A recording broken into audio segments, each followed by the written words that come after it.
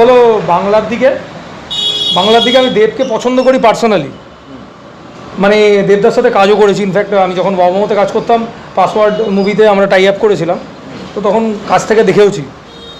তো আমার ভালো লেগেছে ক্যারেক্টারটা, ভদ্রলোককে ভালো লেগেছে, স্ট্রাগল করে উঠেছে, একটা ইঞ্জিনিয়ার ছেলে আমার মতনই, আজকে ডেটে বিশাল বড় নাম, বাজে কথা না বলা, নিজের শিক্ষার পরিচয় দেওয়া, একটা পলিটিশিয়ান হয়, এগুলো আছে।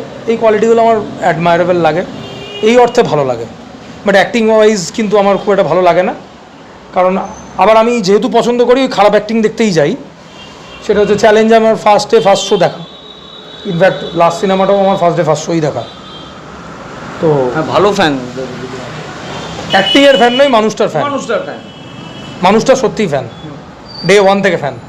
এরম ব্যাগ নিয়ে হাঁটা, জিন্স পরে চ্যালেঞ্জে সেই হাঁটাটা, ওইরকম পরে আমি ব্যাগ কিনেছিলাম, ওরম ড্রেস কিনেছিলাম, একটা জামার ওপর জামা পরা, এগুলো দেবকে দেখে শেখা। আমার দেবের পার্সোনালিটিটা খুব ভালো লাগে, থট প্রসেস খুব ভালো লাগে।